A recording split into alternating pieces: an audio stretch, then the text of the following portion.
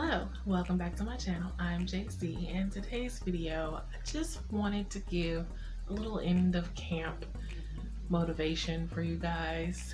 Because next week is in fact the end of camp, and I know we always put a lot of pressure on ourselves as writers to try to do everything. And I was thinking about this because Tamara mentioned something on her live stream today about how we always say the worst things to ourselves, and like we can beat ourselves up like no one else can.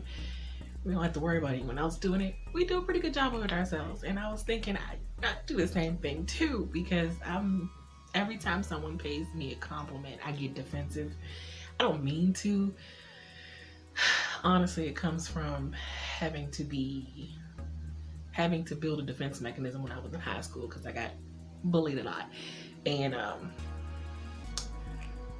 the only way I got out of my sensitivity is to get on the offensive defense. I called it my defense mechanism, but I would always just kind of make fun or target myself before anyone else could target me, and it got people to leave me alone and stop bullying me and stop picking on me. But I carried it over into my adulthood, and now it's hard for me to take a compliment, or if someone compliments my writing, or someone says something nice about a video I did, and I receive the compliment and grateful for it, because I'm just so happy anyone likes any video I put out. It's just a blessing one way or the other, just to be getting over the hang up I have of talking on camera. But it's like I'm always surprised, and we shouldn't really be surprised when someone compliments us, because we're supposed to think the best of ourselves, not to the point of cockiness or anything like that, but we're supposed to think the best of ourselves. And in writing, we always set these really high bar expectations. I know y'all have seen my Kanban board, my goals for every month, which are always probably way more than I could realistically achieve. My to-do list for the weeks look like this, and I mean, realistically, is there any possible way that I can get all of that done?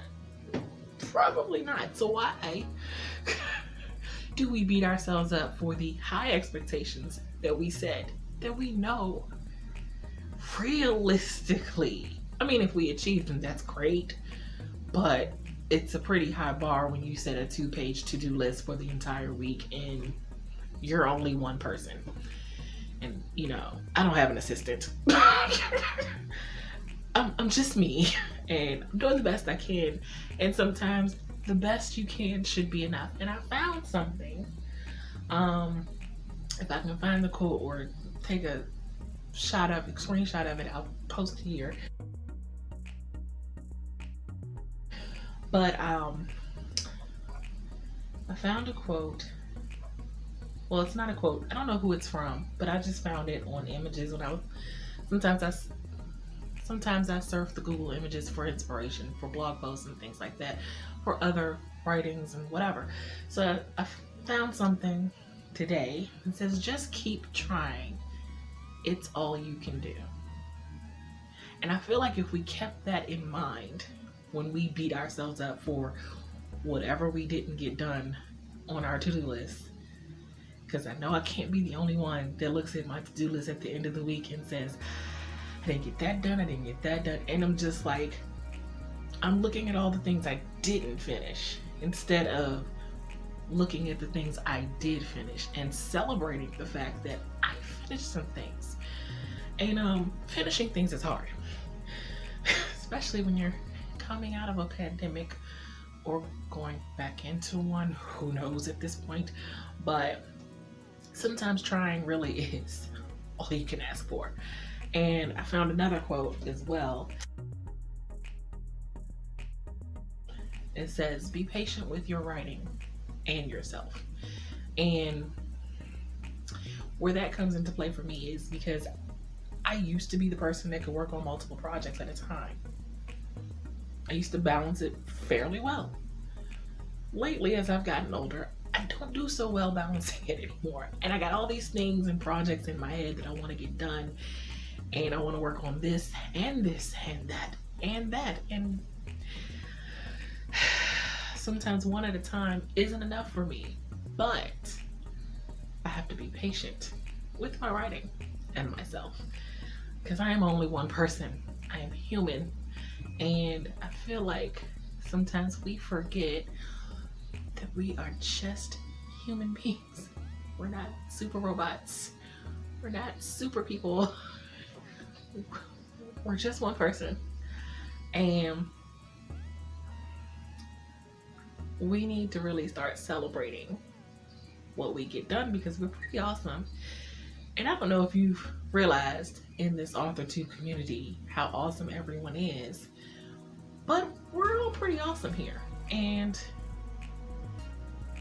there's a lot of talent within this community.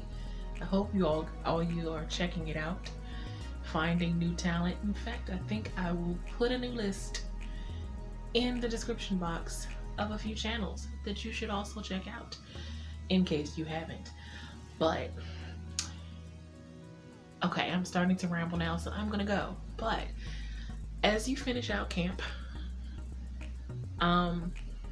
even if you don't hit your goal, just remember that you started at zero. In whatever project, unless you started a project, well, unless you were working on a project that you was already started. But either way, whatever you started camp with, where you started at is not where you're finishing it. And even if it's not the goal that you had set, it's you still did something. You still put in some work. You still got words that weren't there before camp. You still edited words that weren't edited before camp. You still accomplished a lot more than people who have done nothing. So when you're starting to feel down on yourself and starting to look at all the things you didn't finish, look over on the other side of that list at all the things you did finish. And give yourself a pat on the back. So that's going to be it for this video. If you like what you see and you want to see more videos from me, make sure that you hit the like and subscribe button.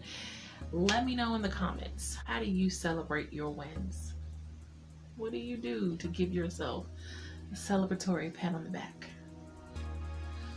I'm really curious because I could use some reward ideas.